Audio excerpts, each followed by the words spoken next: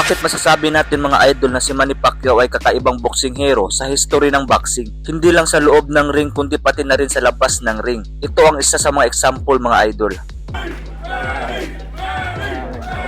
Sa taong 2019 mga idol, kung matatandaan natin, naglaban si Keith Thurman at Manny Pacquiao at talagang dito nakatikim ng malulupit na trash talk si Pacquiao mga idol sa kanyang buong karir sa boxing.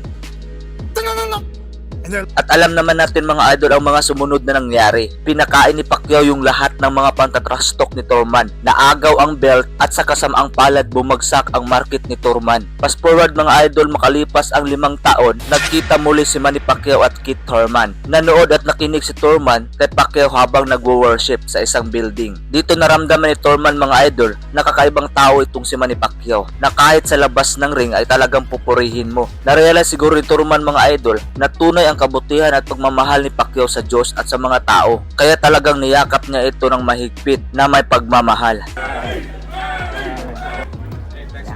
Kaya maraming award na natatanggap itong si Pacquiao mga idol sa iba't ibang bansa dahil isa siyang inspirasyon sa lahat, hindi lang sa boxing, pati na rin sa kanyang kabutihan at pagmamahal sa Diyos.